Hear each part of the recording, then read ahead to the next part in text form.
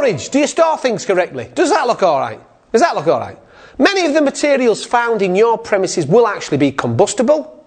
And if your premises have an inadequately or poorly managed storage areas, then the risk of fire must be likely to be is increased. Yeah? The more combustibles, the greater the source of fuel to a fire. Poorly configured storage could prevent equipment such as sprinklers working effectively if you've got sprinklers in your buildings. If you put the storage too close to a sprinkler head, it won't go off. Now, not all care homes, in fact, a lot of care homes aren't sprinkled, but that's coming in the future. Eventually, they'll all be sprinkled. However, at the moment now, be careful what you're storing things. Now, in premises used for residential care, there can often be quite bulky combustible equipment, such as wheelchairs, bath chairs, etc., which need to be stored away when not in use. Now, combustible materials are not just those generally regarded as highly combustible, such as polystyrene, but all materials that will readily catch fire. However, by carefully considering the type of material, the quantities kept and the storage arrangements, the risk can be significantly reduced.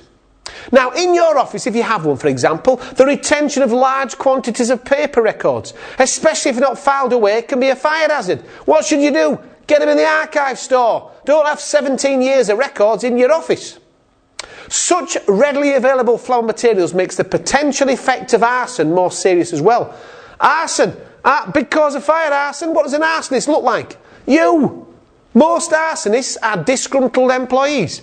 Have you got any disgruntled employees in your workplace? If you have, keep an eye on them. Now, a bit of a case study here. An old person's home using the space... just cut this bit again. Cut this. Case study. Oh, hey. You didn't get that, did you? This is the case study. Put a picture and I'll change the size. An old people's home used the space beneath an accommodation staircase to store a large number of bath chairs. And this is actually a substantial fire load in the staircase. However, what could they do to retain this storage area? They wanted to retain it, but it's still a hazard, isn't it? Because if it catches fire, it's taken out the means of escape. Now, the area was formed into a protected area by constructing a fire-resistant wall and by underdrawing the stairs with fire resistance. Fire doors were fitted to allow the chairs to be moved in and out easily. Now, this was made possible by putting in these measures. In other words, they wanted to keep them, so what could you do? Fire stop, fire door. Now you can retain that area. But if it's not fire stop, you can't store things under staircases because it's a means of escape. Now, many premises will take great care to present an efficient and attractive image in the areas used by the visitors and the residents, while the storage areas are neglected and allowed to become dumping areas for unneeded material. Well, you don't want this to happen. Do not pile combustible material against electrical equipment or heaters, even if turned off for the summer, and do not allow smoking in areas where combustible materials are stored. Where should people smoke? Outside. To reduce the risk, store your excess combustible materials and stock such as baggage, linen and furniture in a dedicated storage area, storeroom or cupboard that is fire resistant. Do not store excessive stock in escape routes or areas where the residents or the visitors would normally have access. And again, don't use bathrooms for these areas unless they are separated from the rest of the premises by fire-resistant doors and walls. Because if you start storing things in a bathroom, because it's supposed to be a low-risk area, you're not making it a low-risk area anymore, it's making a high-risk area, and make sure it's got some detection. I mean, your fire risk assessment should also consider this. So, in other words, when you do a fire risk assessment, take into account things like seasonal products such as fireworks and Christmas decorations. I went to a care home. Turned up, tungsten filament light bulb, somebody wrapped red tinsel around the light bulb. The whole room was red, glowing. She says, what do you think? I said, what do I think? I won't tell you what I think. First of all, that's going to catch fire. Red tinsel. You don't put flammable decorations on light bulbs or fireplaces. You get people putting all the tinsel decorations above a real fire. Don't do that, it's a fire hazard. You should consider the following to reduce these risks. Firstly, use fire retardant materials wherever possible. The suppliers will be able to provide evidence that it is a fire retardant material. You should ensure electrical equipment in your storeroom does not become a potential source of ignition. You should provide adequate space for equipment, furniture and wheelchairs. You should allow storage in designated areas only and provide separate storage areas for medical gases, aerosols and flammable gases. Don't forget to cover the voids. The voids, including your roof voids, should not be used for the storage of combustible materials. Because you can't see it, people stuck everything in the loft. No, you shouldn't be storing things in the void. These should be sealed off or kept entirely open to allow for easy access for inspection and the removal of combustible materials. Don't store things here.